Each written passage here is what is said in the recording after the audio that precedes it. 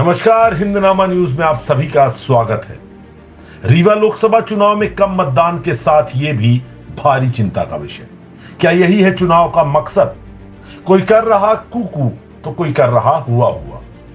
रीवा लोकसभा चुनाव 2024 में वो सब हुआ जो शायद पहले के चुनाव में कभी नहीं हुआ और काश आगे आने वाले चुनावों में कभी ना हो, क्योंकि जब ये सब होगा चुनाव में तो असल मुद्दे पीछे जाएंगे छूट और विकास के दावे वादे दूर खड़े मुंह चिढ़ाएंगे आम जनता का।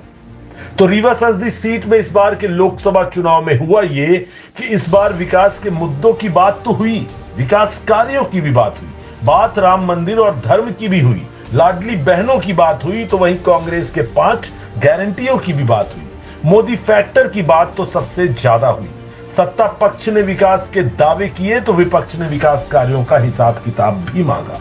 यहां तक तो सब कुछ ठीक रहा, मर्यादित रहा, पर गड़बड़ी तब हुई जब राजनीति का निम्न स्तर निम्नतम हो गया। राजनीति का निम्न स्तर तो तब पहुंचा जब उम्मीदवारों और उनके राजनीतिक दलों के नेताओं ने, जी हां, छोटे नहीं बल्कि बड़े नेताओं ने एक दूसरे को नशेड़ी बता डाला। किसी ने किसी को शराबी तो किसी ने किसी को मेडिकल नशे का आदी बता दिया।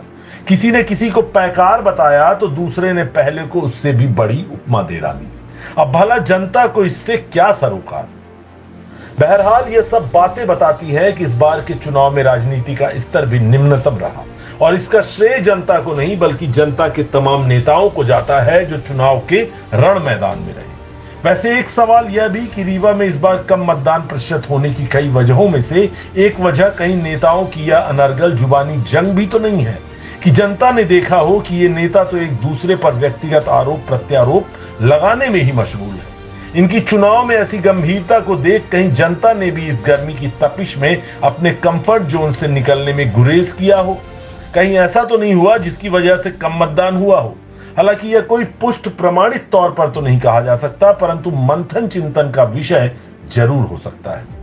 बहरहाल इस बार के लोकसभा चुनाव में कम मतदान प्रतिशत तो चिंता का विषय है ही, परंतु साथ में चुनाव प्रचार प्रसार के दौरान जिस तरह से नेताओं ने एक दूसरे पर जुबानी हमला करने में निजता की सारी हदें पार कर दी, सारी मर्यादाओं को तार तार कर दिया, वह भी राजनीति के स्तर को निम्न से निम्नतम तो करता ही है, साथ ही चुनाव को विकास, रोजगार, महंगाई, सामाजिक सुधार जैसे असल मुद्दों से भटकाने का काम भी करता है, जिसमें बहुत मुमकिन है कि जनता भी मतदान के प्रति कम गंभीर होती दिखे।